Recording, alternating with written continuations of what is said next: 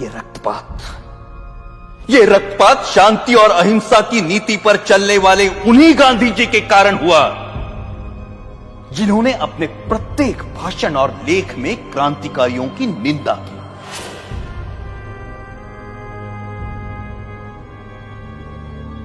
जब गांधी जी के प्रचंड विरोध के बावजूद भी मार्च 1931 के वार्षिक अधिवेशन में कांग्रेस ने भगत सिंह के साहस की प्रशंसा में प्रस्ताव पारित किया, तब गांधी जी अपनी इस पराजय को नहीं भूले और कुछ महीने भीतर जब मुंबई के गवर्नर पर गोली चली तो गांधी जी ने उसका कारण भगत सिंह की प्रशंसा में पारित इस प्रस्ताव को ही बताया।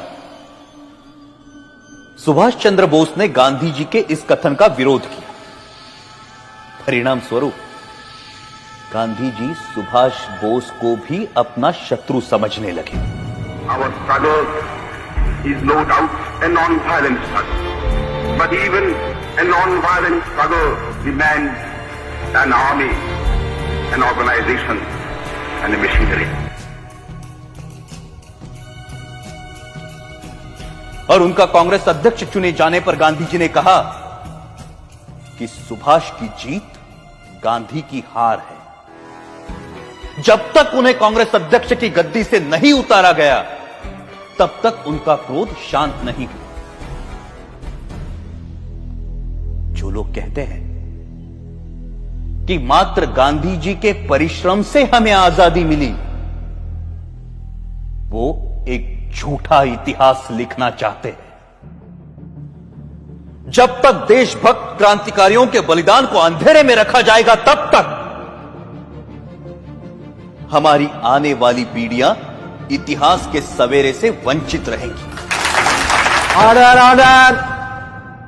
1947 की सर्दियों में हिंदू मुस्लिम एकता के लिए गांधी जी ने जो आमरण अनशन रखा था, उसे तोड़ने के लिए जो पहली शर्त उन्होंने रखी थी वो ये थी कि दिल्ली की मस्जिदों में शरण लिए हुए हिंदू और सिख शरणार्थियों को मस्जिदों से बाहर निकाला जाए और मस्जिदें मुसलमानों को सौंप दी जाए।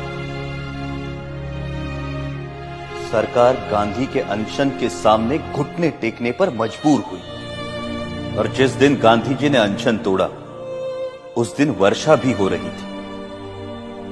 उस असाधारण सर्दी में अच्छे घरों में रहने वाले लोग भी कांप रहे थे, परंतु उन निराश्रितों के ठिठुरते हुए कुटुंब के कुटुंब मस्जिदों से बलपूर्वक बाहर निकाले गए।